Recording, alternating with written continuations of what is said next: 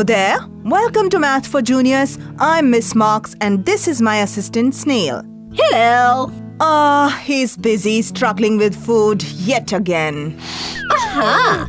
The aroma of fresh, juicy oranges. It takes me to the seventh heaven. Snail, are you aware that this is not a picnic spot? So stop. But Miss Marks, I was just hungry. How can I concentrate on math when I'm hungry? And you know what? I didn't even pay for this orange. The shopkeeper gave it free. That is why it is tastier than other stuff I bought. Alright, then give a piece to me as well. You asked too late. Sorry, I just finished. Yeah, I know. Snail can never share food, not even for a diamond, huh? Never mind. Alright, let's assume that if you would have given me one slice of that orange, what share it would be of the entire orange? Speed up, Snail. You can't take so long. There were total 7 slices of that orange. And if you would have taken one, then your share would have been 1/7. Yes, I got it. Good. You know, Snail, 1/7 is a rational number and just like integers, we can represent them on number line. But Miss Marks, how can we represent a rational number on a number line? It has only integers, see? Hey, put a brake to your racing mind because it will not arrive at the right destination by wandering like this. What? I mean, let's go to the virtual world and see how can we represent rational numbers on number line.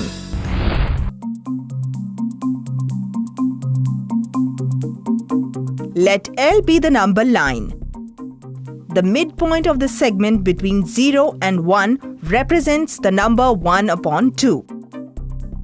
If we mark on L, to the right of the point 1/2, new points such that the length of the line segment between two consecutive new points is half the unit length. Then these points will successively represent the numbers 2/2, 3/2, 4/2, 5/2, and so on. Thus, all the positive rational numbers having 2 as their denominator will be represented by points on the number line L.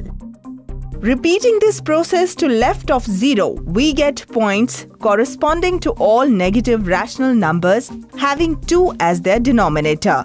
For example, the points corresponding to the numbers -1/2, -2/2, and so on. So you understood that, Snail? Yeah, that was interesting. What is it, Snail? What makes you smile so mysteriously? Oh, nothing. I was just imagining how will the number line look if we have oranges on it instead of the numbers. You and your food dreams. Back to math now.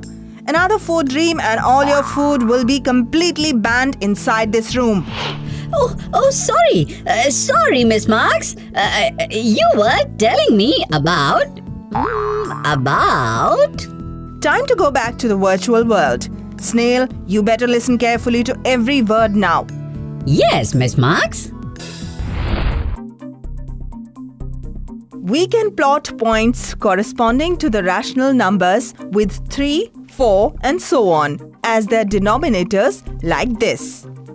Certain points on the number line represent more than one rational number. The point representing the number 2 also represents the number 4/2, 6/3, 8/4, and so on. This is because 2 is equal to 4/2. It's also equal to 6/3 and 8/4. Thus, each of these numbers is represented by one and only one point on the number line. back from the virtual world to the real. I guess I need some rest. I have studied too much. Just take a U-turn from there now and don't even think about sitting on that chair. But I am tired. You lazy kid, you're not tired of studying, but your body is tired of all the stuffing you keep putting in it. Buck up now. Oh, you are not right, Miss Marks. Really? Then tell me, what else do you do other than eating and sleeping? I watch movies. Anyways, let's get back to math. Let me tell you something very interesting. Interesting. Did you say something? Oh no, nothing at all. Good. So tell me, do you know about the relationship between rational, natural, whole numbers and integers? What? Numbers have relatives like uncles, cousins? Oh God, I meant the relation between these numbers. Rational numbers include all the natural numbers, whole numbers and integers. See, so any number, be it natural or integer or whole, is rational number but not other way round. Now I understand. Finally. So let's represent more rational numbers on number line. You better pay attention because I will give you an exercise after that. Well, represent the following rational numbers on the number line. 1. 15 upon 7. 2. 2.51. 15 upon 7 is equal to 2 and 1 upon 7. So, 2 is less than 15 upon 7 is less than 3. Now to represent 15 upon 7 on a number line, divide the distance between 2 and 3 into 7 equal parts. Since here the denominator is 7, the point P represents the point 2 and 1 upon 7, that is 15 upon 7. Now, 2.5 is less than 2.51, which is less than 2.6.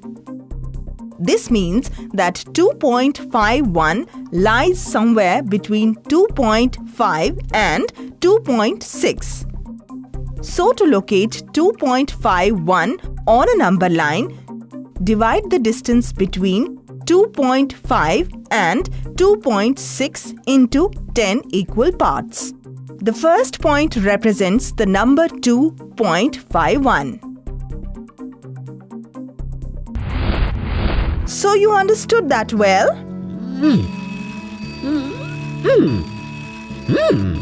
Snail, now what are you playing with? A spinner. Oh, I was just looking at it. Tell me, if you spin it once, what are the chances of getting a number? Say 5. Okay, let me help you. There are total 8 numbers on the spinner and 5 occurs once on it. Now, can you tell? Yes, 1 by 8, right? Good, Snail. Now represent it on a number line. Okay.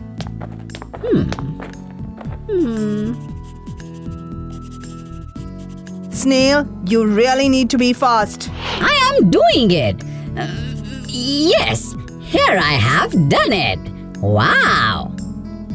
Show me. Good job.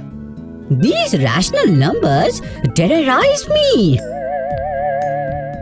Miss Marks, I was wondering, why are rational numbers called rational? You are so hilarious. Let's check how did rational numbers got their name and some other interesting history about them. Do you know that the name rational numbers came from the fact that they represent ratios? Oh, ratio to rational.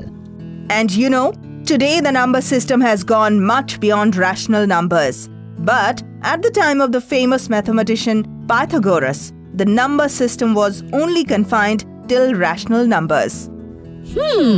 Numbers beyond rational numbers. In fact, Pythagoras has found rational numbers in many natural phenomena. For example, he discovered that in musical instruments, strings whose lengths are related by rational ratios have harmonious pitches.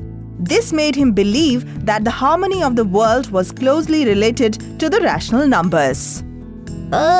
You mean he believed that every natural phenomenon could be expressed in terms of rational numbers? Yes, he believed that. But he later realized that there are some quantities which cannot be expressed in terms of rational numbers. Like, given the length of the side of a square, he could not always express the length of its diagonal in terms of rational numbers.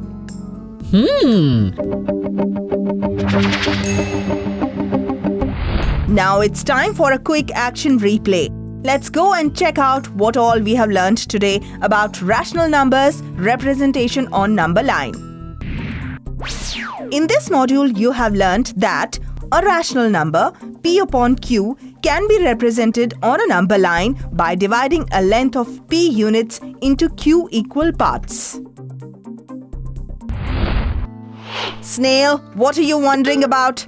Oh, I was thinking about Pythagoras. Really? What about him? Was thinking, what does he used to eat? His brain was so sharp. Maybe I should eat. Pointless. Anyways, let's leave Snail wondering about Pythagoras' diet. It's time for me to say goodbye. But I will see you again very soon. Till then, you keep having fun with the amazing numbers. Bye-bye.